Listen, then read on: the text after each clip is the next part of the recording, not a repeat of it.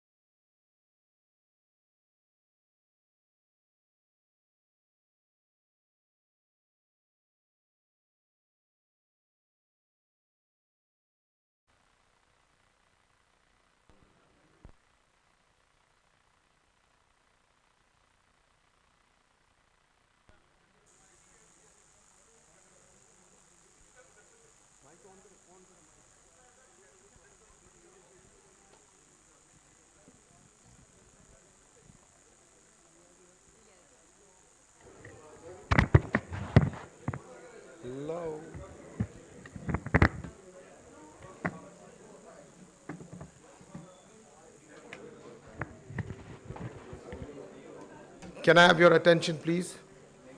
Good evening, guys.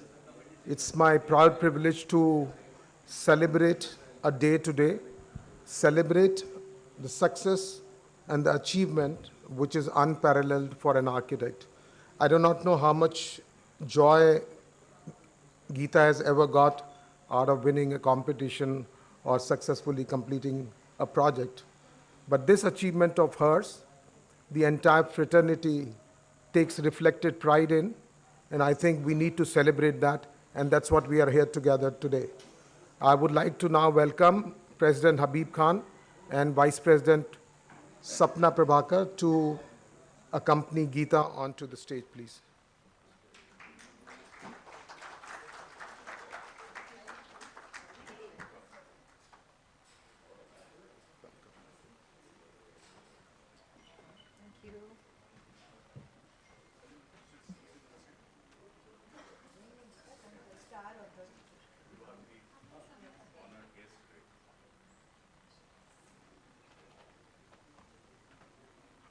So I've been running a few half marathons in last few years, and I know the effort, the dedication, the energy that it takes to run a half marathon, even one day in maybe a month's time.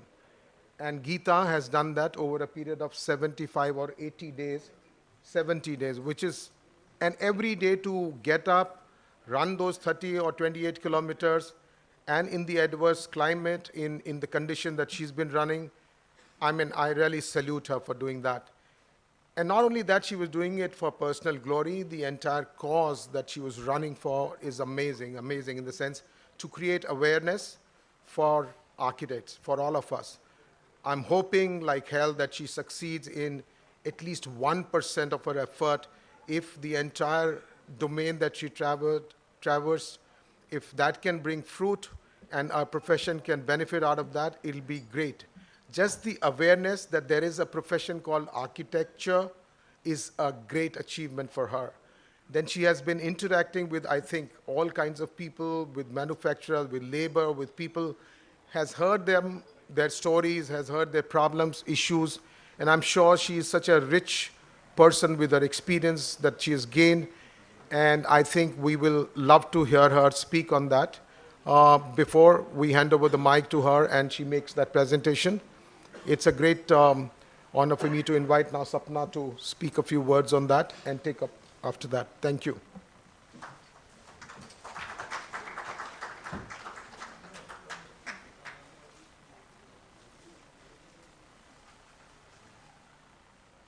Russia? Yeah.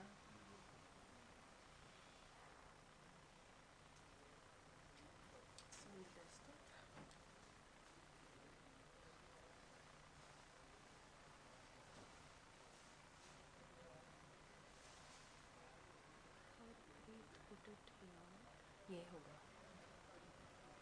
Yeah, okay. You can start. That's the one, right? Okay, just make it full screen. Yeah. अभी आएगा? नहीं. How are you supposed to come? Well, why is it set to that presentation?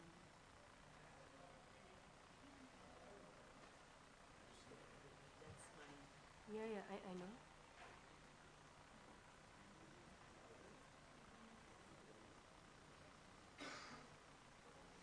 Yeah, yeah.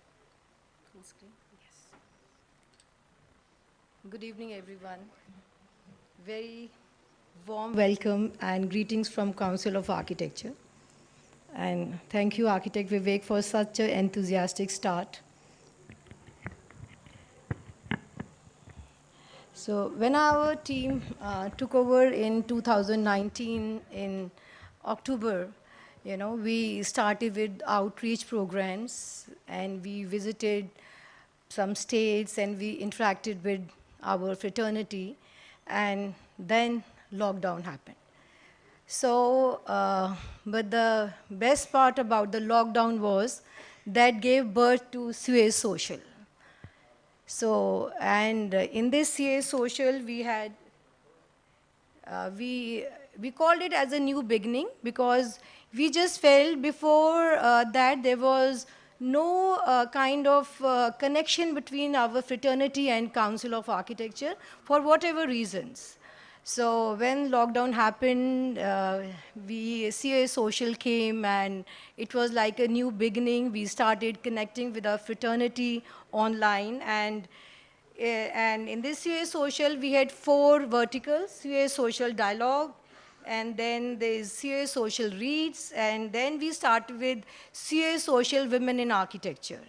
And our star of the night, because I was standing outside and someone asked me, where is the star of the night? So architect Geeta is the star of the night, and our Geeta is also part of Women in Architecture CA Social. And then another most important vertical we introduced, that was CA Social People. Because we felt that the most important, our role is to let everyone know about the role of architect, what role he or she plays, and about our profession. Besides Vice President, I am Chief Architect of Punjab. And it's 2022, and if I share my experience, even now, if I have to tell I am chief architect, I have to tell I'm chief engineer, then they feel okay. So that means chief engineer and architect are equal. So somewhere I think there is something which is very much missing. Is that I कुछ ऐसा सा छूट गया है हमसे, because our act came in 1972 and hence we are in 2022. Still if we have to introduce ourselves कि हम architect हैं, क्यों engineer और architect बराबर होता है? So that means every time we are talking, we have to equate like this. And even in my government letters from various departments, it comes chief architecture. Still, they don't know the difference between architect and architecture. And so it was in one of our women in architecture meeting that Geeta, and she said कि मैं 2 महीने available नहीं होंगी. Sapna, I'll talk to you later about this. And then we discussed, and then we felt, oh wow, this is such a wonderful thing, because this is actually the role of council. We need our society, everyone should be aware of the role of architects and what all we do. And then she discussed about her campaign, and we all sat together with the president and our team, and we collaborated, and we supported her campaign. And I think she needs a big, kudos to Geeta for, Geeta, you have started this. I think now it is our turn to take it further. And, there are so many head of departments sitting here. I think it's your responsibility too, that your students are very well aware how to take this initiative forward, So all the best. And Geeta, we would like to know more about your story and your journey. And thank you everyone for participating in this event. Thank you so much. So just before Geeta starts to give us beautiful insights in the journey that she had, I would like to invite President Habib Khan to felicitate her. Habib, please.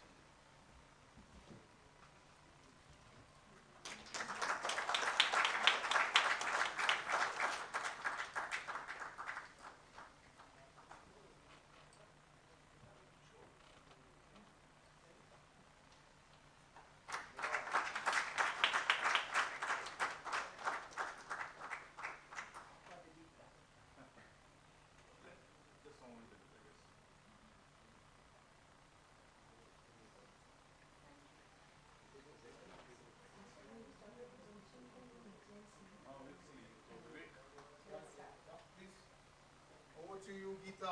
I'm not coming to the mic. Let's let the journey begin. And just, it'll be wonderful to get insights into what were the challenges, besides running, what were the challenges that you, and what's the real story about what ails our profession, how did you come across, and some of the hidden gems that you must have come across in terms of which are not really known in the public domain. this beautiful architecture which happens in the hinterland. Over the last 2 days, I've been hearing about the crafts and the techniques of building that every different area has. So that'll be wonderful insight. So over to you.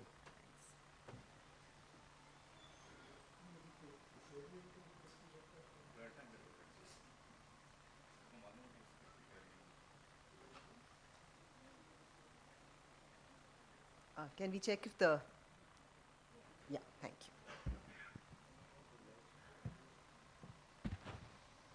you. Good evening, everybody.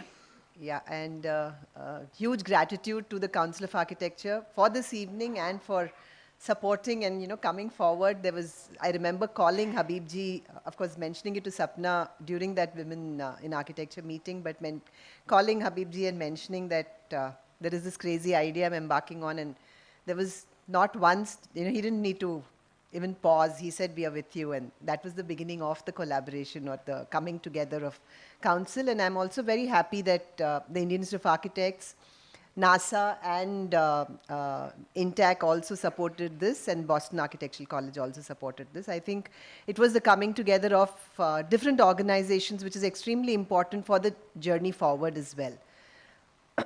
Many of you have been asking me, how does it feel that now that it's over? And I think I'm still figuring out, because until now it was one day at a time. And looking back at the 70 days, there's so much that we've seen and experienced, and trying to assimilate and see what should the road forward be. And I'd like all of you to contribute, and we need to have many deliberations to figure out the road forward on many fronts. And I think it's not just as architects who need to come together, but there are various stakeholders that will need to come together to make a difference. And we need to see how we harness our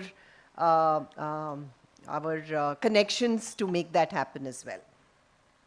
So that was the journey. Then it ended on 24th of April. Some of you who are here were present that day, and it was quite a moment.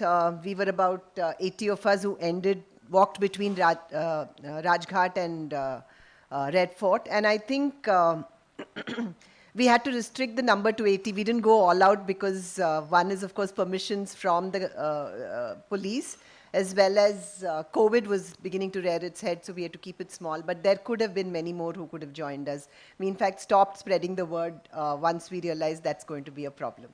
So that was quite a beautiful, end to a journey that started, and that started on Feb 13th in Kolkata. And it was 1,700 kilometers. It was about 2,055,000 steps, 7 states, 849 villages, towns, and cities. It was over 70 days. 70th day is when I crossed over, and 71st day is when we all walked together, and about 350 hours of walking. And a lot of joy. So there were different terrains that one experienced and walked through. One, walked at night as well. So there was some amount of walking that happened during the night time. And yes, so the hills of the hills of Jharkhand beckoned at times, and you're seeing the Rihan Dam in UP, just because we did UP in small stretches, not the entire stretch, because initially I had planned to walk through UP, which would have been the shortest distance, 1,468 kilometers. But elections were announced, and my good friend here, Rajiv, who also was advising me along the way, said, hey, elections are on and the dates aren't yet announced. So that'll be around that time that elections could happen. So we had to really rework the route, and I chose to go via Madhya Pradesh, even if it meant an additional 200 plus kilometers of walking. But I think it was a good idea because it got me to see an additional state and see a hugely different landscape. There were very, very tough days, very grueling stretches. I'd like to particularly point out the left bottom slide, which is bottom photograph, which is Singrauli. And that to me, I mean, if you were to ask me what was the toughest that took its toll on my physical ability to walk and even mental ability to sustain, because it was about 4 days of walking through coal-laden terrains. It was, I would put my foot in and, I could actually go in by 1 inch. The foot would go in because there was that much of fine soil, sand, coal, and the colors that changed from the red of red sand, of red soil of West Bengal and Jharkhand. Here it was all suddenly black, everything. You had leaves covered with black. We had to wear masks. Even while walking and running, I had to actually wear a mask, and it was extremely grueling. And of course, fortunately, the temperatures were still 36, 37. They hadn't got to the 42 and 43, so it was something that I managed. And yeah, I would hope that the next day would take us to the end of the stretch, and the next day, but it was pretty much 4 full days. And there was some amount of climbing we did in the effort of cutting 2 kilometers. We said if we climb this stretch, maybe we'll save 2 kilometers of walking. But that's also something we tried doing. It was fun. It was fun. I think it's important to experience all these different terrains also, and even the heat. There are so many who have been commenting on the heat. But I think that's where India lives, experiences the heat. And if I say I want to do it when I'm comfortable, I'm not going to really experience what everybody else does. So it was good that I got to got to see that as well.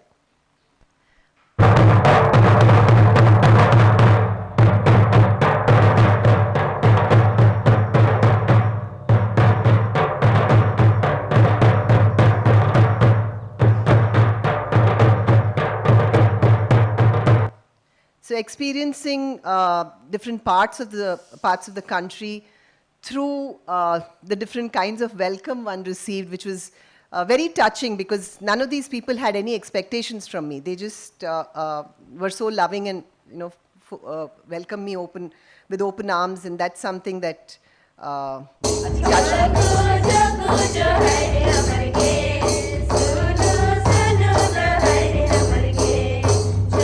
I've never danced in my life. I think those who were with me in college would know that I never danced in college as well, but these girls made me do it. And this was at the Gwalior Fort. This man was also amazing.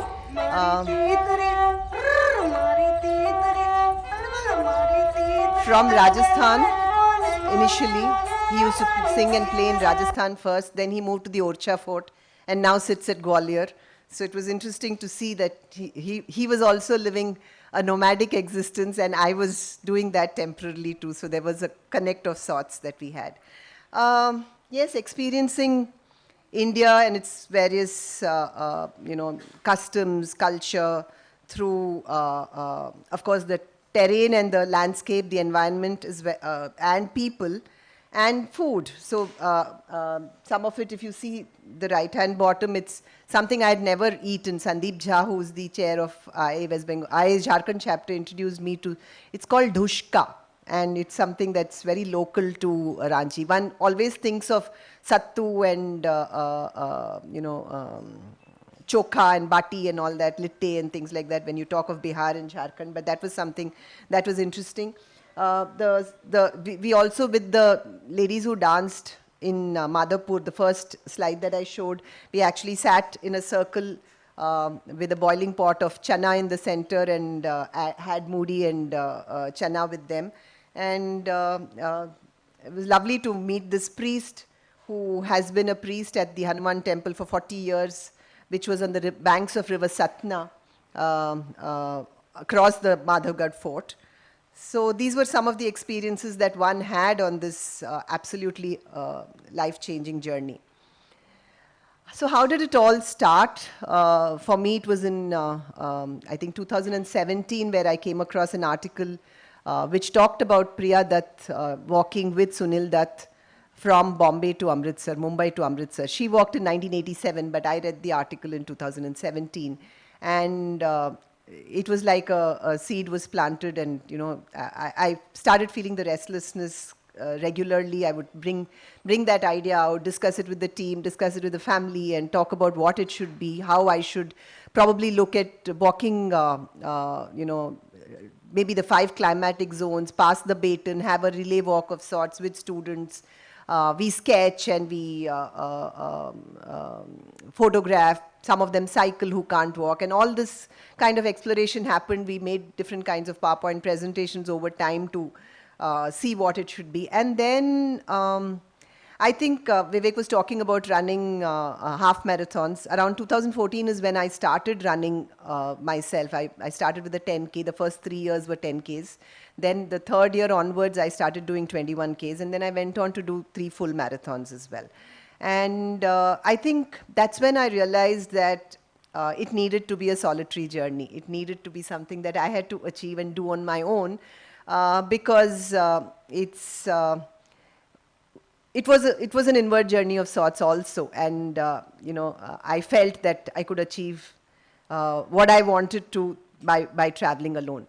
Also, I think being a runner, some of you being active also would know that you could end up with injuries, and 70 days out of home, eating wherever, whatever, you could end up with illnesses. And I think one person's illness or discomfort is enough to manage. And if you had more people, that would have been difficult to deal with as well. So that's how I decided it has to be a solitary journey. And one morning, in July last year, I committed to the family that I'm heading out. And initially my mom was in a bit of a, she thought I was joking, but she said, I'll run with you and I'll be with you and things like that. And then she saw my face and she said, okay, this girl is determined, she's getting out, so it's not a joke and she's serious. And I fortunately never had any resistance. I had only support from the family front. And I also felt that was the time to harness all the connections, all the goodwill that and friendship that I had generated over time, over the years. So I really shamelessly called people, asked for help, support, whether it was logistical, whether it was, and there were people who came forward even with monetary support and things like that. It's been not a, in that sense, not a solitary journey. It's been so many of us coming together to make this happen. I did a bit of research to find out, other stories of people who had undertaken similar journeys, and came across quite a few. Preet Chandi is someone who's recently done a solo walk 700 miles across Antarctica. There's Siddharth Agarwal, who's from IIT Kharagpur, who walked along the Ganga from Calcutta to Uttarakhand. Nipun Mehta is somebody who actually gave up a completely lucrative job in the US and chose to walk here. And his journey was really a spiritual quest. He came back with his wife and did not have a plan like I do, did not have a team that took care of him like my team did. But he's written extensively also. And Srishti Bakshi is someone who's closer home. After I committed is when we realized she had worked with my husband. And she had chosen to walk from Kanyakumari to Srinagar. It was an 8-month campaign. So she was on the road for 8 months. So I connected with her, and that's how I got this team together, the on-ground team that went with me. They didn't walk. They were in a car and a bike. Their job was, one, to document the journey. So we had a videographer and a photographer who were documenting it. And all that you saw on social media was pictures taken by them. And of course, my back-end team was also working on making social media posts and so on. And there were 2 logistic managers whose job was to, one, keep me safe on the road. So there would be a Scorpio that was following me, which was given by Mahindra, and a TVS bike. And they would be, especially in the mornings when it was still dark before daybreak, is when they would kind of make sure that a bike wasn't overtaking and coming ahead. And I would also be wearing a headlight. And their job was also to arrange for things like accommodation. If there was an event, they had to come and make sure that things that needed to be set up were set up earlier and so on. And that was their job. So once I did this little bit of research, and I realized I'm not as mad as people thought, some of them who thought I was, because there were others who had achieved this. And we got down to actually building the website. We built a back-end team. and built a website where blogs even today are being uploaded. If any of you would like to write for us, feel free to write for us.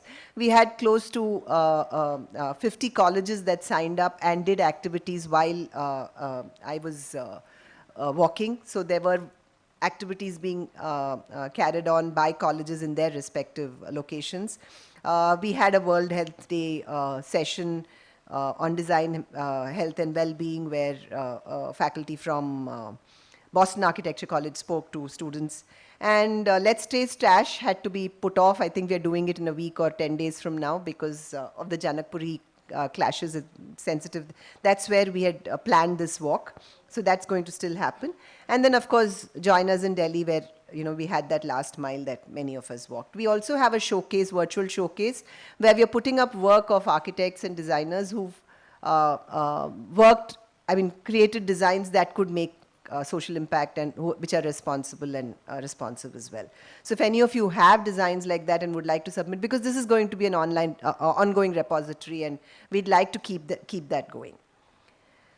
So yes, we chose to flag off on 13th of February, while it meant that one had to walk in rather difficult conditions in terms of heat, but I think it also was the right timing because Omicron kind of actually started going down, and I had contracted it in January, so if it was any sooner, it might have meant the journey actually coming to a stop. Because we would have been worried about what it meant for the campaign itself. And then, of course, so from 13th February to 24th February is when the campaign lasted. There were many things that came out of this walk, and we just put them together in some buckets, so that there can be some kind of organization to the plans that we intend to take forward with all of you in the future. And as I go along, you'll realize that some of them fall into these categories. And I'd like to begin with the hands that build. And I think, along the way, whenever I had a chat with anybody, any construction worker, one thing that stood out starkly for me was that the construction worker often did not know what he or she was building on that site. And that's something that kind of touched a chord, and I felt, this person is actually giving shape to the dreams that we design. And, there are so many layers between the hands that design, or the minds that design, and the hands that build. And it's extremely important that difference is bridged. I think it works on many fronts. One, of course, giving that person pride in the creation itself. And secondly, I think more importantly, the person becomes an ambassador for us, and goes back and talks. We talk about many of them being migrant workers. So they go back to their villages or towns and talk about this person called an architect who actually speaks to them, gives them direction. And that's something that I think we all need to make an effort to do. I think it'll be really beautiful if we actually keep a record of every person that works on your project. Every project, if you actually document and keep a tab of every person that has contributed towards that project, it'll also be giving a silent gratitude to this bunch of people. I think the right-hand side bottom slide is also kind of telling, because once I came, we started moving towards Jharkhand, and it happens everywhere really. I saw busloads of people, maybe even sitting on top of the bus and hanging out of it, going to the city and waiting like this for contractors to pick them up.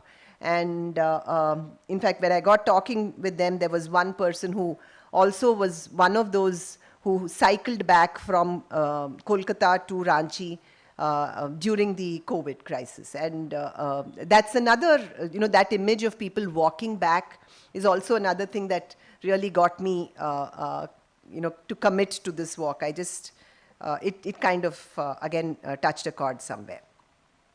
So talking about the hands that build, I think it was extremely important for me to have 2 construction workers to flag off my walk. So we on discussion decided that these are our celebrities and they should be the ones flagging me off. So that was 13th February, and I also got 5 students of architecture from 5 colleges in Calcutta who also were part of the initial flag off, and because they're likely to be our flag bearers in the future if they're guided the right way. And so that was day 1, crossing Howrah Bridge. I had a few friends who walked with me till the end of Howrah Bridge. I had my husband who walked the first 2 days, and then he came back and walked in Madhya Pradesh with me for about 400 kilometers. He's been a solid pillar of support. He's really been, I mean, many people ask me, did you get permission from family? It was not permission that I sought, it was support that I sought. And I don't think I even needed to ask, it was there. These are the different people who walked with me along the way. This is a bunch of school kids from Panna. On top, in the center is village girls from a village called Madla again in Panna district. This is important. Madla is going to be an important location for us because there is a possibility of a project coming up there. Madla, the local leader there has asked us to see if we could get a kind of a guideline organized or ready for construction in that village, because right now the kind of construction that happens is fairly mindless when they are upgrading or they are rebuilding their homes. And if there could be some kind of a code for that village alone, made in sync with the villagers, is something that has been requested for, and that might be one of the projects that we'll take up at the end of this. The bottom, the right side image is of, again, IA Jharkhand. Lot of enthusiasm, a bunch of 30 odd people who walked and ran those 30 kilometers in a relay. Not all of them did the entire distance, but some of them did the entire distance. So it was nice to see this young bunch of people keeping pace. 2 NTPC employees in the right-hand side bottom picture. And of course, various places where school kids would just follow me, or I would walk up to them and start chatting with them. So that was something that happened as well. Yeah, I'd like to just play this video first. आप लोगों का आप लोग बाड़ी के बनाते हैं गाड़ी मिस्त्री कॉन्ट्रैक्टर इनको नक्शा कौन बनाते हैं इंजीनियर भी आर्किटेक्ट बनाता है वही हम बता नहीं सकते. So this was a question I asked, I think, every day, and I would say 99 times out of 100 the answer I got was Raj Mistri, contractor or engineer. I rarely got the answer architect, and I think that's really speaks volumes for the task ahead for all of us, where like I said, use innovative ways. I mean, like I said, the construction worker could be our spokesperson. Can we use them? Can we, I am looking forward to a few more walks like this. I have a larger plan beyond this in terms of the walk itself as well. But if we could schedule it in a manner where, many of us do it like a relay and take this message across. I would stop at various locations and have, while I was either stretching or while I was having my snack, and there would be a crowd that would gather around quite naturally. We had flashcards. We had presentations called Mera Ghar. We had presentations called Design as a Career. All these presentations are available on our website. So if any of your students, I think that's another campaign you could do, that each one goes back to their school. Each student in your college could go back to their school and actually speak about, download our presentation if you'd like to, or create something afresh and go and talk about design as a career in their schools to start with. And yeah, so igniting young minds is something that I got started with. I would go to the little kids in schools. This was at Orcha in a school called Azad Memorial St. Sophia School or something like that. This was actually a school that was being supported by the school I went to in Delhi, St. Mary's School. So my principal the lady who is the principal now came down to Orcha and got this started. It was really amazing because we had these little kids. I showed them a presentation on homes in nature, how the weaver bird builds its nest, how the beehive is made, or how the lion lives in its den, and what the home means for them. And then we asked them to visualize their own homes and express.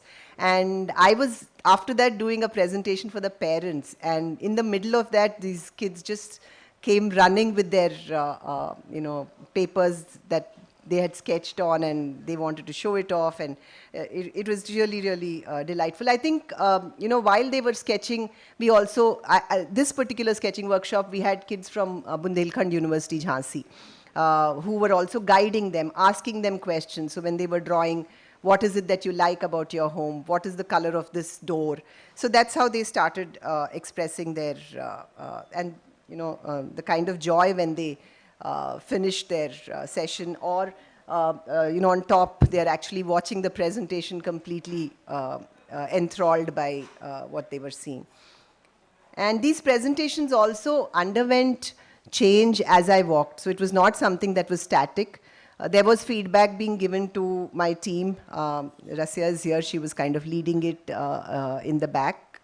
So she would, at 9:30 was her time to call me every day. And 9:30 to 10:30, I would be fighting with her saying, this is not okay, or that's not okay, and this needs to undergo a change, or this is my experience from yesterday. And then she would go back and convey it to the team that was working on different things and give me change stuff for the next presentation. Design as a career was a very important part of the present. We spoke in different schools, at government schools, on roadside sometimes when kids came around me and very excited to know who this strange lady is in this attire, what is she up to, and then I would get talking to them. And that's something that I think I'd like to dwell on a little bit, that dressed the way I was for comfort did draw a lot of attention, curiosity, people, and someone was asking me about local press. We didn't have to woo anybody in the press. Somebody would come and say, "Hum patrakar hai, aapka video le sakte hain kya?" And they would take a video, and I would talk to them about the intent of the walk.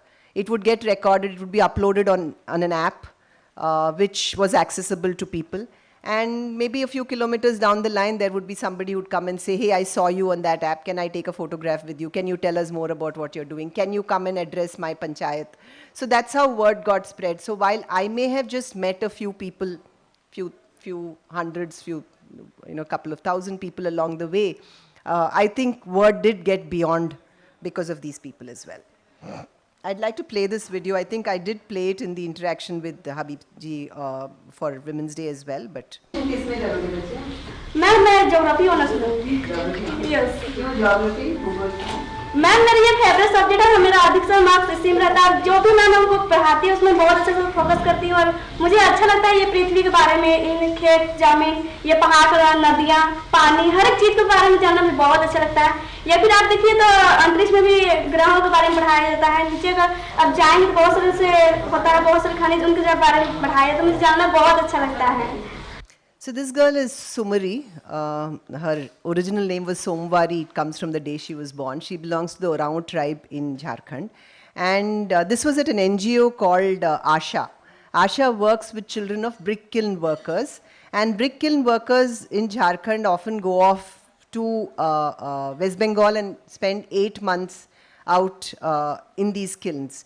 And these children are left either in the kilns unattended, or they are left back in their villages to fend for themselves. And this NGO takes care of about 240 kids over 4 units. And what really got me excited about this girl saying this about her love for geography, about her love for her environs and hence geography, is I really wish we could bring in that kind of excitement in students of class 8, 9, 10, 11, 12, when they want to study architecture. If they come into architecture knowing that this is why I want to do it, I think the profession will be very enriched. So I did speak at different schools, including my own school in Delhi on after I reached here on the 25th of April. And I did also do a little exercise. I mean, this was an interactive presentation, so it's not just a one-sided thing. We ask someone to come on stage and talk about, so I have an empty room and I tell them a picture of an empty room and I say, if you were to place a sofa, where would you place it? Okay, you've placed it here. Now, if there was a door here, what would it mean to the room? What would it mean if you needed a TV to be placed? Where would you place it? If there was a window, then the glare from that window comes in, then what would you do? So then they start understanding, oh, there's so much more to even a basic placement of a sofa in a room.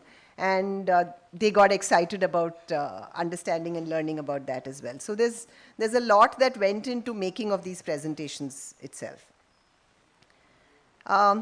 Teaching the trainers, so training the teachers or how training the trainers.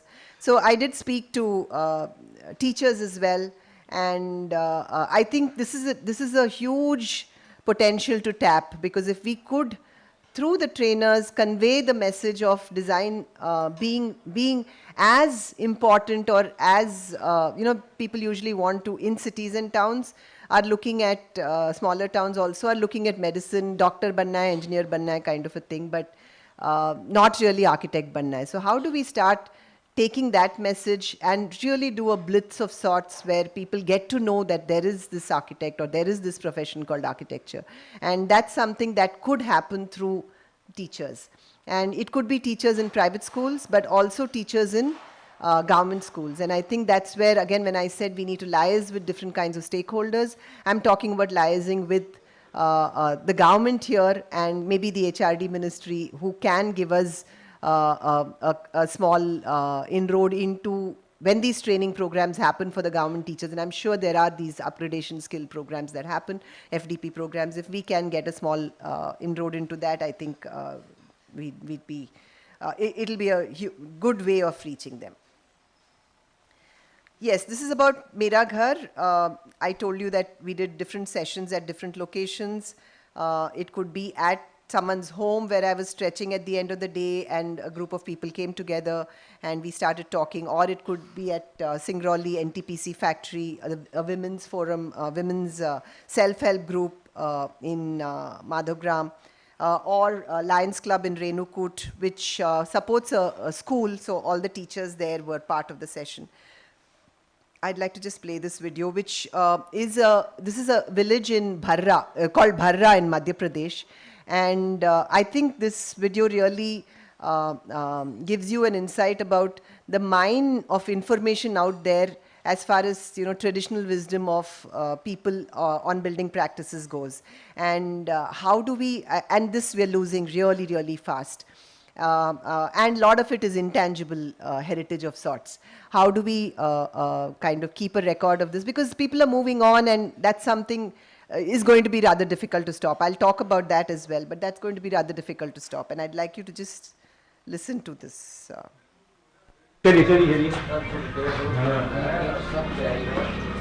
Hi. ये देखिए कच्चे मकान है ना? ये कच्चे मकान है सभी आपका।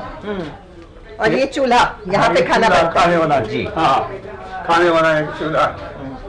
और ये देखिए ये देखिए लकड़ी की छत बनाए हैं, ये जैसा स्टोर करने के लिए जी, ये लकड़ी छत बनाए हैं। अरे वाह, ये लकड़ी का छत बना। इसका जरा बताइए हमको कैसे बनाए, जरा इसका बताइए। हमें मिट्टी बना, मिट्टी करके लकड़ी काट कर उसके ऊपर डाल दिए। हाँ, ठीक है। फिर छोटे छोटे लकड़ी काट के फिर इसको ऊपर मिट्टी गिरा करके पोत दिया। हाँ जी।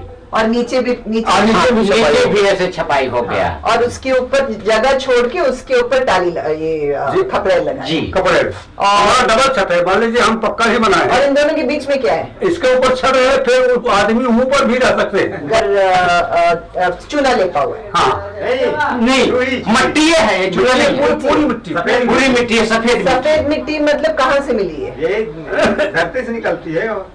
सफेद मिट्टी होता है के लिए आते हैं। हाँ अपने पास से 2-4 किलोमीटर के अंदर से। ठीक है, फिर इसका पताई हो गया ये। तो ये पक्का पता है, हाँ। चमक हो गया इसका चमक। मिट्टी है, ये मिट्टी। हाँ ये मिट्टी है। हम लोगों का दाल दाल पत्थर है। पत्थर है। उठा कर देखा। हाँ, तो इसके नीचे दाल रख के हाँ, ये दाल है। दाल एक हाथ ऐसे चलाते रहेंगे और एक हाथ से डालते रहेंगे, एक हाथ से। तो पहले गाय करती थी ना ये। अरे इसमें धान कुट रहता है, चावल। अच्छा वो है दूसर। हाँ, तो उसको लेकर ये है मोसा, ये देख रहे हैं ऐसे। हाँ बढ़िया। बैठी हाथ का है, यही सब देख लीजिए अपने हाथ से झाड़ू बनाए हैं। ये सब कच्चा। So there was so much pride in ये सब कच्चे मकान हैं। every note ऊपर and भी छत है, all आदमी that रख house सकते had हैं। been अच्छा हाँ, pretty ये much से built दीवार by बना है, them ऐसे ऊपर हो। with their hands, and in 1972 by the father and these two brothers, that you know, they were talking about even the charpoy being woven by them, the ropes for the charpoy being made from the leaves that they collected in the village and so on. That I think that if I had just seen that house and gone by, I wouldn't have got all that information. So how do we really record some of this is something that I think we need to invest time on. Lot of sessions with architects, again, along the way, whether it was Bharatpur, Jharkhand, Jamshedpur in Jharkhand, Ranchi and Jamshedpur, Gwalior, Faridabad, Rewa, Satna, did sessions with schools, went to the, again at the Orcha, Taragram, we had Bundelkhand University Jhansi students coming there. Lot of intelligent questions from students of architecture, and I think that's something. So there is a lot of willingness and intent to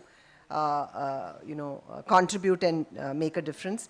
As far as heritage is concerned, again, very well-known structures and hugely neglected and unknown structures is something we saw along the way. Bridges that were new, bridges that were old, walked across so many of them.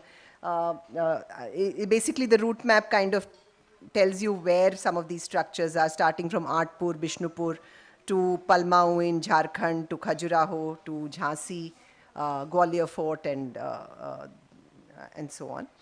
And I think here it's important to talk about conservation. Many of us do undertake, and when individual buildings are being looked at for conservation, I think for a sustainable effort, it's important for us to look at the entire precinct, to look at, I'd like to particularly maybe give an example of Bishnupur, where I went in and I was walking at night through Bishnupur, and there was this temple that was not very well lit up, but was lit up. There was no access into the temple at night.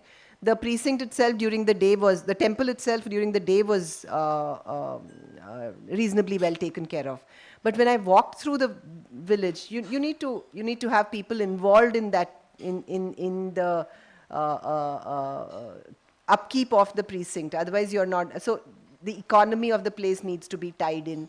The and I think there were examples like Khajuraho. I saw was a distinct difference where I thought a lot of that had been looked at. Guides was something that they were being trained on a regular basis. They had to undergo some kind of a refresher course every now and then for them to. Even in Gwalior, at the Jaivilas Palace, when I talked about why are you not using audio guides, and it was a very clear decision that they wanted this oral storytelling to go on and to pass on to their next generation and so on. And this is again a visual of a visual collage of some of the homes that one saw along the way, starting from West Bengal to Jharkhand. How there were similarities and there were large differences. If you look at the mezzanine, it keeps getting larger as you go into Madhya Pradesh, while in West Bengal there was hardly any mezzanine. The kind of roof in West Bengal in the regions that I walked was thatch, and then there were sheet GI sheets were being used in Jharkhand. Again, the mountainous terrain also kind of dictated. So there was stone also being used in Jharkhand as well as in certain parts of Madhya Pradesh. And everywhere, even that house in the second in the center with the round pillar, the lady sitting there with so much involvement was able to tell me how that pillar was cast in mud. And then we came in UP and Madhya Pradesh, we came into Khaprel being the roof, which is the tiled roof. ভালো গরমের দিনে মানে ঠান্ডা হয় আর ঠান্ডার দিনে গরম হয়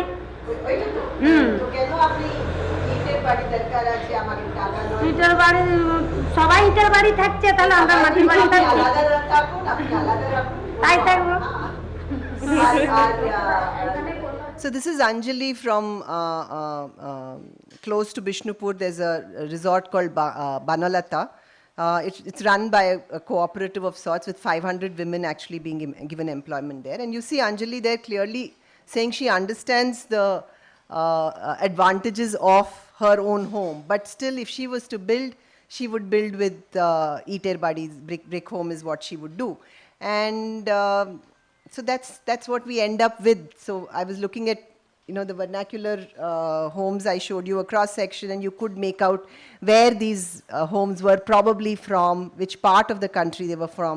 And then when you look at the new homes, upgraded homes that one is looking at, and this is where I'd like to also talk a little bit about the PM Awas Yojana, which is giving funds up to 1.4 lakhs per family is what I'm told for upgradation of homes. And I think a lot of good has happened in that sense. People have improved their living conditions to a great deal.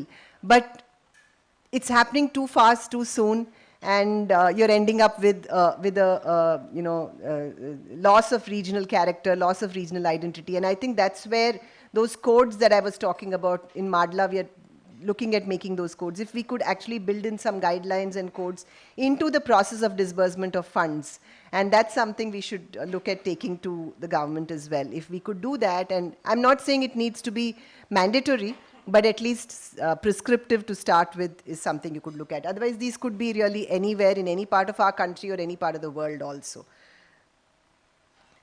This is another reason why this is happening. You're seeing highways. So as long as they were highways up to Jharkhand, I continued to see highways.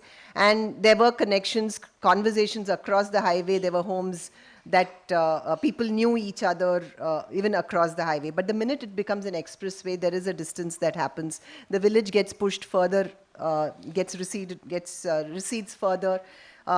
And once the expressway comes, this is what there were days when I wouldn't meet people until I reached a town or a village.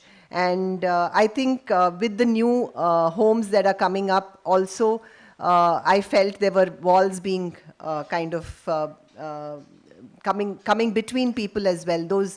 The Dehlis and the Chabutras that one would see where people would connect kind of disappeared.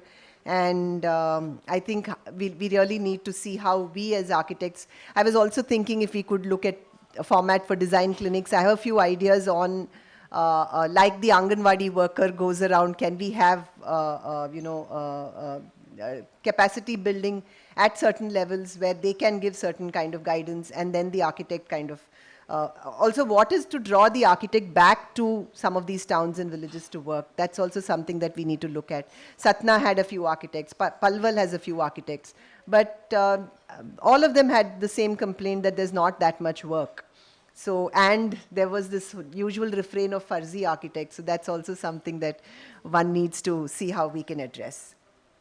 On the highway front, I think another important thing which we need to probably give as a feedback at some level to the NHAI is the fact that our highways and expressways, the need is very different from that in European and American countries. There are people who still walk between villages for work. There are people who still walk to school. There are animals that ply on these roads. There are people who cycle. And we don't seem to be providing adequate space for them. I found trees completely missing. So then the entire, thermal comfort or heat island effect was so pronounced when you got into these places. There was a distinct difference in stress levels when I left a small town or a village and got into some of these locations. And toilets, public conveniences is something I would need to use at least 3 times in some days, and some days it would be 2. And as it got warmer, it was just once that I needed to use a toilet. But finding that toilet even once in certain sections was extremely difficult. That means 30 kilometers of a stretch. We would even ask people in their homes if we could use it, but there were stretches where even 30 kilometers people didn't have toilets, at least on the stretch that I was walking. So one did welcome the sight of a petrol bunk with great delight, because petrol bunks do have toilets, and that was one thing that we would look forward to. And even the team's job was also to identify how far away the next bunk was, so one could relieve oneself. And there were times when I have had to use jhadis and khet and abandoned construction sites and so on. And so actually experienced life the way they do. So can we use, so this whole thing of regional identity, how do we retain it? How do we, as architects and even scientists for that matter, come up with ideas where we don't completely give up on the advantages that some of those old ways of building and ways of designing brought with it? And how could we also allow for quote unquote progress, in terms of technology, material, because they are looking for pakka homes. They are looking for better living conditions. They want to have less maintenance in their homes if possible.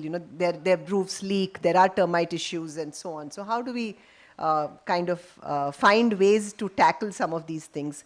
And also maybe using craft and arts to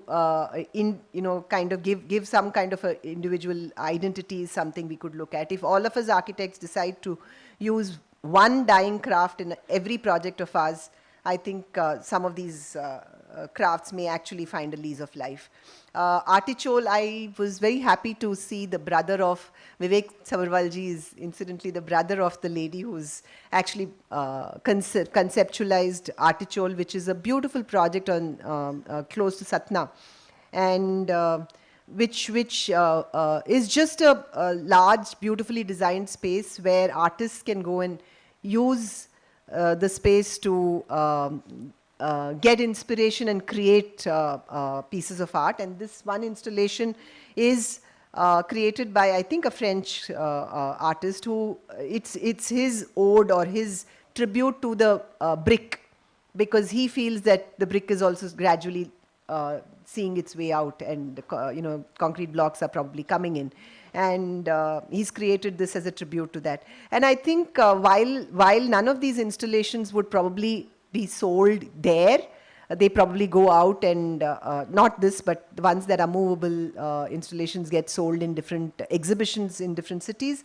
I think this project has done a lot for the village and the surrounding areas. And maybe projects like these are the reason why some of these places get a new lease of life again. I think we as designers and architects certainly need to look at how we could design, keeping in mind different sections of society, whether it is the old, whether it is differently abled, whether it is women. I did visit Deepshika, a home in Ranchi where differently abled, which addresses the needs of differently abled. And it's probably the only building in the whole of Jharkhand, is what I was told, which has access by ramp to every nook and corner of the building. But at the same time, the lady who runs it very clearly said that, please remember, just providing a ramp does not mean you have solved the problem or you've made it universally accessible. And I think, again, through the Council of Architecture in Education, if we can make inclusive design mandatory part of learning, rather than, again, optional. Because very often colleges say, you need to make it universal, it should be barrier-free, and students provide a ramp and they think that's done. But we don't look at so many other aspects of inclusivity that come in. Even walking cities at night, I found from the design perspective, there were reasons to feel unsafe, insecure, and not from the perspective of, I'm not talking about crime, I'm talking about from design itself, the footpaths, the lighting. Was it good for all sections of society to use and walk? And there were reasons to believe that our cities are not all there yet. And I did interact with people like Gopika and Harshvardhan. Gopika is, in fact, she's, I think, won the Miss India, or she was the Miss India runner-up in the differently abled category. I mean, to even have a Miss India in a differently abled category, I thought was something I questioned. I mean, why should you have a Miss India in a differently abled category? And she's, again, a vocal, she speaks in different locations on accessibility and minces no words also. And Harshvardhan was another pleasant surprise. I went to his house, and I was supposed to meet a visually challenged person, and he welcomed me at the gate, and he took me to the first floor, and we sat down, and I said, I'd like to meet the person who's visually challenged, and he said, that's me.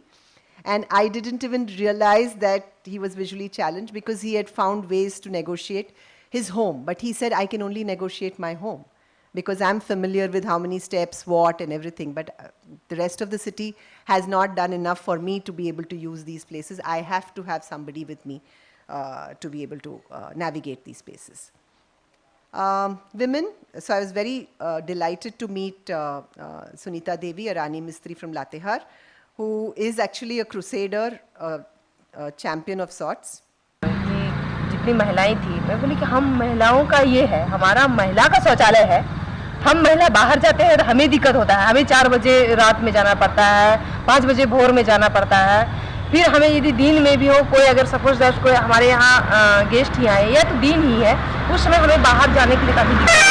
क्यों नहीं हम इसे करें, ये हमारा काम है, हम हर चीज़ को कर सकते हैं, ये काम भी हमारा है, हम नहीं कर सकते। तो ट्रेनिंग लिया आप? हाँ, तो हमें जिला स्तर से एक स्वस्थ प्रेरक ये एक संदीप डुमडुम थे, और वही शौचालय का देख रेख करते थे, वही उन्होंने ही बोले कि आप भी कर सकते हैं। तो हमें तैयार हो गया कि हाँ, हमने ट्रेनिंग फर्स्ट टाइम में 3 दिन का ट्रेनिंग गांव स्तर पे लिया, और उस गांव स्तर पे ट्रेनिंग ले करके आए, मुझे टॉयलेट्स के बारे में काफ़ी जानकारियाँ मिली और कैसे बनना है, क्या करना है, इस प्रकार से। तो वहाँ से मैं स्टार्ट हुई कि अब अगर राजमिस्त्री नहीं बनाएंगे तो मैं भी बना सकती। So she became the Rani Mistri who actually innovated on these toilets and was able to explain simple nuances, small changes she brought about to that design of that soak pit or the discharge chamber, because of which it functioned, and because she felt it was important. Being a woman, she realized the importance of a toilet and actually found ways to make it work, because many people don't use it because there are other reasons as well. Many of these women have to trudge kilometers to fetch water, and a toilet in a room needs more water to maintain, while if they just use the fields, all they need is a lota of water. That there are various realities to this that came to the fore. Interacting and talking to communities, identifying their issues. It was very interesting. I'd like to just point out that slide on the top left. That's an NGO that runs a nurses training school, and very bright kids from different parts of Jharkhand who had come to become nurses. I asked them the question, how many of them had visited a hospital? Not one of them had visited a hospital. They didn't know what they were getting into. A few months from then, they were supposed to go and start working in a hospital. And I thought to myself, what kind of a culture shock that would be for them, not visiting a hospital. So can we, again, see how we can bridge some of these gaps, show them what a hospital looks like, how can they navigate it, because that should become part of their training in a sense also, to be able to understand these spaces. The bottom right is also something that was very inspirational. This is the Lifeline Express, which was founded in 1991 by Impact Foundation. It's an NGO, and it travels around the country with, it's like a traveling operation theater. And doctors give of their time, surgeons give of their time, so it performs, where it was parked in Madhya Pradesh, 1 week was supposed to be eye surgery, 1 week was supposed to be ENT surgery, 1 week was supposed to be dental surgery, and so on. And they would have the open air theater, outpatient department where they would assess the patient, figure out which ones need surgery, and then transport them to this place. And one is, of course, the design of things like this itself. You know, how does something so dynamic that keeps moving get designed? There are people living on this for 12 months in a year. So how do their living quarters get designed? How does food get cooked in something like this? Is also something that's interesting. But more importantly, I thought if we could look at doctors coming together and creating something like this, can't we as architects also look at a mobile thing that goes around India is not really required, but in our respective locations and environments, we can certainly go out and give of our time. So yes, you know, we had Lilumuni Murmu, who's from West Bengal, and also Surbala, whose daughter is the first graduate of this village, who's going to be the first graduate of this village. Lilumuni is a widow and still was able to, she was the spokesperson of her community. There are many more like that. We had Lakhan Srivastava, we had that old lady who was speaking to me, Jashoda. There were so many questions that came up, and I think we as a community have a responsibility to respond to some of these things, we as a fraternity of architects. And I think for me, like I said, it may have been 2,550,000 steps, but it's really one step towards the rest of my life, and I'd like all of you to maybe walk some steps along the way with me. To begin with, I think Ethos has committed to 6 fellowships where we will be, you know, allowing 6, choosing 6 interns, and maybe we can talk if Council of Architecture would like to be part of the process of selecting and things like that as well. On identifying 6 people who would make good use of this effort, where they go to these villages and towns and actually work on these projects, including the one that I was talking about in Madla, or there is a community center in Madhavgram that is required. And if architects can give of their time to mentor these people as far as the design process goes, that's the format that one is looking at as far as these fellowships go. And 24th April was the day we all kind of came together to end this walk, and we are all here together today, and probably 24th April is the beginning for the other plans that need to be put in place for all of us to come together. Can we look at it as a day for architectural social responsibility? At least I think we at Ethos would like to make a lot of noise around that and see if we can all come together and make that vision true. When I was in school, I think I found this, I used this in one of my essays, and I think it rings true today, you know, in terms of this being a dream and actually you know, becoming fruitful and coming to fruition. You must have a dream for a dream to come true, and must have faith in the future that's waiting for you. And I wrote this when I was in class 7 or 8, I think, and it rings true even today, and I'd like to end with that. Thank you so much. I'd be happy to take any questions if anybody has. I haven't addressed the physical challenges too much, Vivek.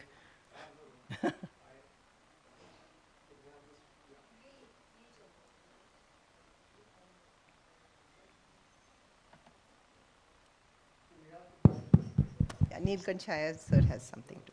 Thank you for this amazing insight into your journey, Geeta. And you know, I think foremost that as a fraternity we can do is that, as you said, minds that design and hands that build, if they can have a kinship, I think we will be strengthening our industry, because there's a complete disconnect between the two. We do not really value people individually or collectively. You know, it's, I think even the clients value the people who construct for them or build for them. That's why a Rajmistri sometimes gets more respect than an architect does. So I think as a fraternity, we also need to respect that people who build for us. So that was one thing. The other thing that I felt that you must have noticed, and that's my first question before we throw it open, now that I have the mic in my hand, is that this romance that all of us have about building indigenously and, you know, continuing to build the way we live in villages. Whereas you must have realized that every villager has an aspiration to build a pakka house, which came across in your chat with different people. How do we take away that romance from us, but at the same time ensure that what we build is built at least for local climate, you know, because the whole shift towards building these fancy facades and everything which are delight on Instagram is taking away from the soul of architecture. So anything on that that you noticed? So I think the biggest, the moniker that these homes carry of being kacha homes, I think that's the biggest reason why people are aspiring to get to this pakka home. So firstly, I think, like I said, our role is also to find ways in which some of these techniques and ways of doing things can be, you know, the issues that exist with it can be resolved in some ways. There are people who are already doing it. We have Taragram doing it in its own way in that little vicinity, or Astra in Bangalore, or Auroville in its own way, and so on. And there are individual architects also certainly doing some of that. But I think for people to adopt and feel good about using some of those ways of doing things is first for many of us to start building in those ways and living in those homes also. So to be role models. You see the panchayat being built in a particular way, that's aspirational then, you know. You see the panchayat building, you see the collectorate office, you see the government buildings being built in a way, you see a film actor's house being built in a way, and you say, hey, why should I, you know, that's what is in terms of being upwardly mobile, or being progress in life is defined by that. So I think that's something that, and you're absolutely right when you say, can we start by looking at the local, at least the climatic conditions, and build for that. But many of these people don't use architects, cannot afford to use architects. So they are using local contractors, and these contractors are learning from us when they build for us in the cities. So I think somewhere we need to start talking to them as well. And that's something I have been saying, why don't we architects begin by presenting to the contractor and the construction workers together and say, this is the project, this is what we are going to build together. And why are we doing some of these things? And then the contractor probably starts thinking on why some of those things are being done. And when he or she goes back to that village and is building somebody else's home, they'll start thinking on those lines as well. Sir, you wanted to. Yeah, it was a really wonderful and to hear about your experiences. Thank you. I'm really fascinated by what you've done. What brought to mind was that there is a school in South America, in Valparaiso, and their curriculum requires that they walk every year. So for about 2 months in a year, the entire school, professors, students, everyone, they walk. Wonderful. And they wherever they come across a place which needs something, say a bridge or a small shelter near a bus stop, they build and then move on. And that school has not only architects, it was actually founded by poets. And it's a very interesting school.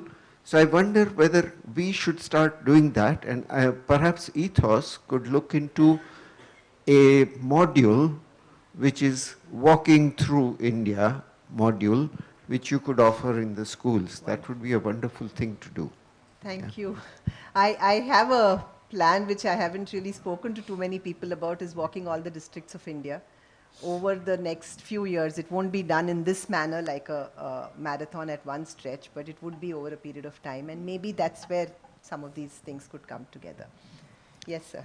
Gita, that was very fascinating, and thank you for sharing your experiences as you're traveling, and that was wonderful to catch up with even today. My question is about, the teams which get together, different kinds of teams as you travel in different villages. I found in Konkan, for instance, wherever I worked, potters and carpenters work together, but it's not necessary that these are the only two teams that the pairs work. But there are different kinds of people who will get together. And did you find the difference between one community to the other community, that the formation of teams that happened, which address construction, detail, like you showed in one of the videos. So did you notice anything of that? That is one. And second thing is, would they be also interested in running actually a program, workshop right there? Because people could go and spend, which is what we're trying in Pune.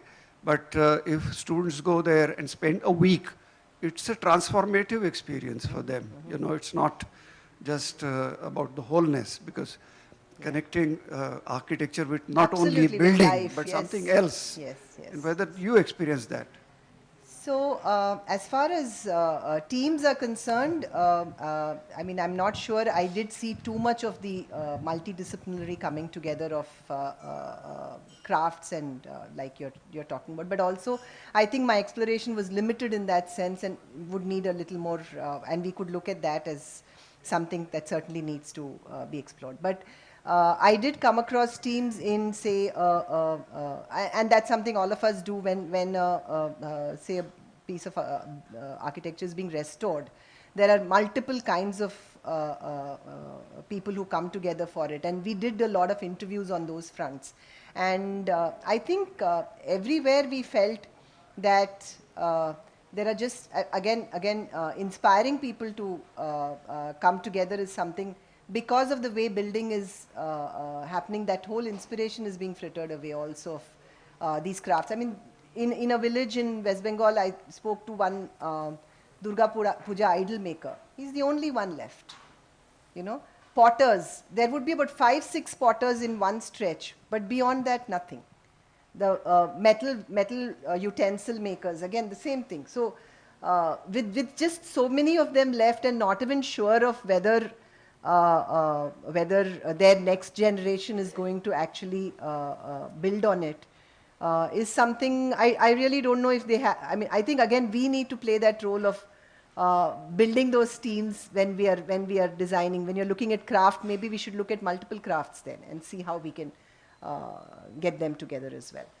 So yeah, that's. And the second question you asked me, sorry sir, was if you just. Second was whether it is possible, whether they feel right. So that I they think could that, also train, yes, yes. and would be interested in hosting yes. in so that atmosphere, yes, with yes. minimal number of toilets, etc. So I think that's certainly something that is possible, but finding, like you said, and I think our students would be willing to rough it out if they have to. If you're sending 5-7 students to a location where there are a bunch of crowds, so I think they would be willing to. But again, it's also a matter of their livelihood. So as long as that's not impacted and that's not affected, we saw so many of them, and I think one picture was there where they're actually making the thatched roof sitting on top, and even figuring out how that thatched roof is laid is not, it just doesn't happen. It's, direction, how dry does it need to be, how much of the thickness is required, what goes under it, what kind of wood. There's so much that goes into it, and I think they'll be very happy to share if they know that their next generation is not taking it up. But if there is likelihood of somebody else taking it forward, I think they will certainly be happy. And many of these places, we have the phone numbers and contact details of many of these people, so we would be able to reach out to some of these people as well. As far as those two brothers were concerned, that entire house was built with their own hands, including the tiles. So tiles were cast by them on site and baked on site, while there were other homes where they did bring in local support to do some of these things. Hi, I'm Salil. I just wanted to ask you, you mentioned this whole thing about this one app, and they came and, videoed you, and then the news spread and all that. What's the impact, and you might perhaps have experienced this directly, this whole impact of cell phone technology in television, and how it positively and negatively sort of affects, people who perhaps don't have the in-between, like you said, I mean, there's nurses being trained, but they've never been to hospital. And suddenly they're seeing something on television, or there's a, video, and so does that sort of work? Yeah, so I think on the one hand, there were a huge section of people who do have access to cell phones, And there were people who did come and say, like I said, a selfie le lete hain, and they posted it on social media. They're following me on social media and so on as well. But there were many of them who do not, I mean, these young kids that I was talking to, school kids, and I wanted to give them access to to our course. We have developed it in Hindi called Universe of Architecture, which talks about architecture, design as a career. And they didn't have phones, even at home. So I had to actually write it in their notebooks and ask their teacher, tell them to tell their teacher to give them access. So that's, I mean, while I think it's been very radical in terms of, on the one hand, but on the other hand, you know, the poverty is, in some cases is really stark, where even in that level there are huge differences. It was very funny that while talking to some, and this 5,000 rupees a month that has been going out during COVID has also been quite a lifesaver for many, it appears. There are a lot of people who have used that to survive and sustain and improve their lifestyles as well. While talking to somebody, I interestingly, you know, he mentioned that BPL ke logon ke liye milta hai, and I'm looking at him, he himself looked, you know, very ordinary, and BPL means someone who's lot poorer than even him. So yes, while it has transformed, and knowledge in terms of, like I said, they are on Facebook, they are on Insta, and within seconds these girls have tagged. I mean, I haven't really had time to go and look at it, but they have tagged. So I think it has transformed lives for sure in that sense. And it's also, I don't know so much about television really, because I think maybe like we've stopped watching television, many of them have themselves. One important thing I think in Taragram I'd like to specifically mention is the community radio, and I think we should use community radios to spread awareness. Villages do listen to community radios, and interviews with maybe architects, with construction workers, and I've asked Taragram to particularly, I don't know if Surasi has followed up on that, to particularly host a interview with a construction worker where, you know, we ask, and we're supposed to give them a bunch of questions where a lot of questions are asked, and these villagers dial in and ask their questions and all that. So it's really active as a medium, and I've been telling, you know, my husband also, you know, he's into products, and I said, if you want to market, I think this is one thing that you should use as a way of reaching out to people, because usually if something like that, like an interview like that is playing on our FM radio, your tendency is to switch it off. But these people kind of associate so well with, because the level of interaction also is, the reporters are also local villagers. So they know the pulse of the people there. And I think Taragram, the radio station, is doing a wonderful job of it. And what I got to know is every village has it, and we should be using that as well. Yeah. Anybody else with any questions?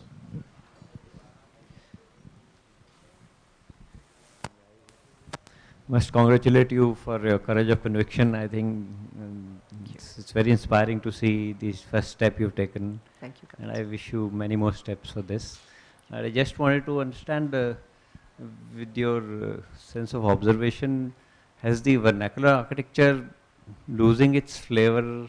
For sure. And with the kind of development you said, for sure, it's happening, and it's, you know, there were stretches where there was no regional character. So it's losing, it's getting lost, and getting lost at a furious pace. So, but the good thing is also that I walked some parts expressways, some part in the villages, and inside there's lots more construction that's likely to happen. There are people. So it was very sad to see that they build with stone and then they plaster it. You know, in the UP, Rajasthan regions, they're building with Dholpur. They're building with Dholpur stone, they're building with, you know, the stone in Agra and things like that, and then they're plastering it. And I asked them, and they said, they wanted to look like, yeah, you know. And I said, you know, we were showing them photographs on how people are wanting to build with stone and keep it exposed. So yes, it is. It's unfortunate. But like I said, there is opportunity, there is hope, and we need to really act fast. I think the schools of architecture can help us dissipate their knowledge to us and our knowledge to, so I think, do that balance. Absolutely. I think that's another region where we need to work. I've been talking to Habibji also and Sapnaji also about how we need to vernacularize and regionalize education. We need to see how we can get more people from these places to become architects, because I think largely it's become an elitist profession. There are people from towns and cities that are ending up as architects, but not enough from the smaller locations and villages. And if they start becoming architects, Jharkhand has all of how many colleges, sir? I think 2 or 3.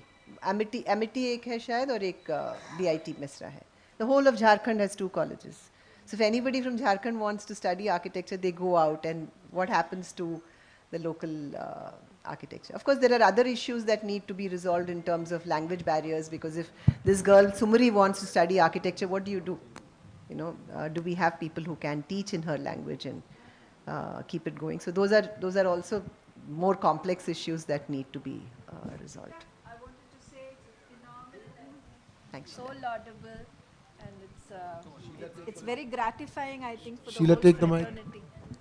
I think we should be really proud of Geeta being part of the fraternity.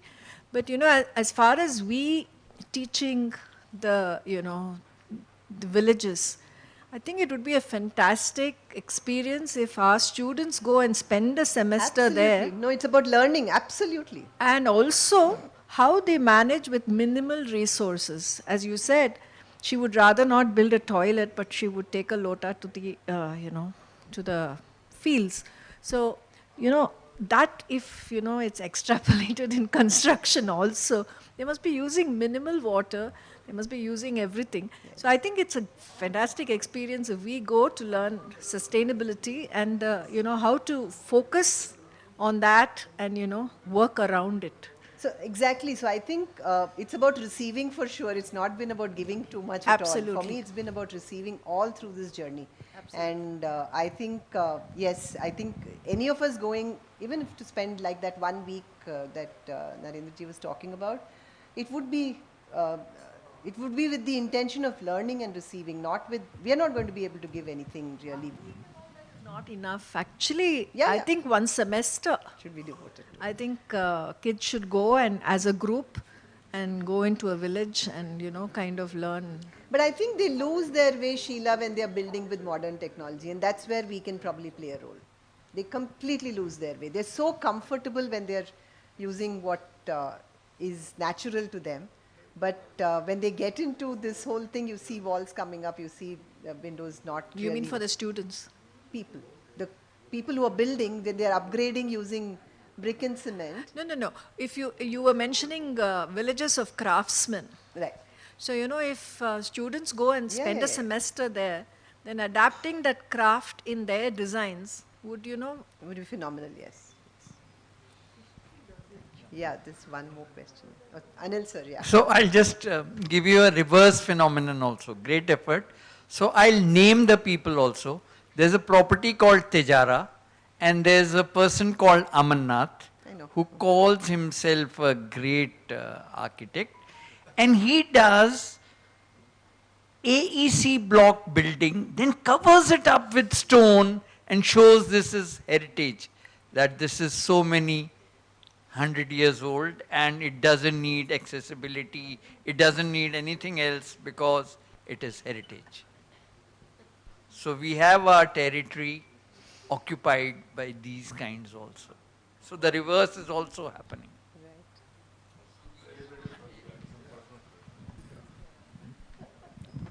Thank you, ma'am. It was a very, very wonderful presentation and engaging talk. Thank you. We have lived your journey through your talk, through your thoughts, lived every moment as if we were doing all this, the mattering, working with you through the presentation. But really felt it, so it was very engaging. Thank you. And I remind myself of Anna Henninger. If you have heard about her, yes, she has made a school in Rudrapur by building with the masons, craftsmen, not masons, school, local farmers, and to come up with a wonderful structure. So that will sink, that requires a madness, a passion. It cannot come in an academic curriculum. It needs a different sort of, energy and passion and madness to sync with the lowest level. Otherwise, we make drawings and send it to contractors for execution on site. And that's the formal education of architecture we're doing. I've been teaching, practicing, everything. So it needs a different platform altogether. And Thank you. we had ANDC competitions to communities. We had, even in our semesters, we have one semester dedicated to village studio, which actually students go to the villages and conduct a study and then design a vernacular architecture based on that. But then it fizzes out. After that, it just, it's nothing. It's nothing more, nothing less. So vernacular has to be actually taken at a very different level altogether if we want to be truly to sustainable architecture. Thank you so much. Thank you. Thank you so much. I get a feel that architects want to keep the red Indians alive all their lives, because sometimes I feel that we are missing the elephant in the room. In your journey, you're already saying that people are aspirational. They want to build in brick and mortar, but we want to build as architects. It's very self-destructing to not want people to build with brick and mortar. I don't see any reason why people shouldn't be building pakka homes, climatically also, I mean, obviously indigenously, but then, this is how we will be able to get more work, we'll be able to educate people about what architecture is about. If you will allow or you will tell them to build the way they build, then there is no need for an architect, as you said. Anyways, I mean, so there is always going to be that debate about continuing to build in a certain manner versus building more efficiently with mindful consumption, and I think that's what needs to be done. But yes, thanks. I think it's time for us to wind up. Thank you for a great effort, and I think there are clear synergies that Council of Architecture and we as the fraternity can have with a cause like this, and I'm sure that the Council, Sapna, Habib, and the rest of us will find a way to further this cause and ensure that it becomes, if not a yearly, but depending on your energies and the team that you can build, we should be able to do it time and time again to further the cause. Thank you so much. Thanks.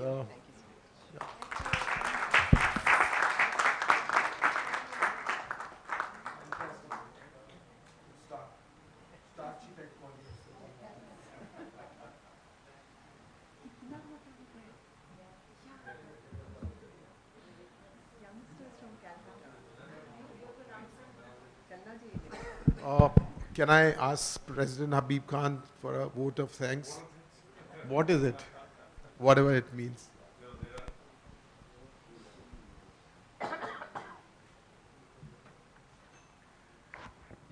Thank you. Thank you, everyone. This is the first time I'm giving vote of thanks.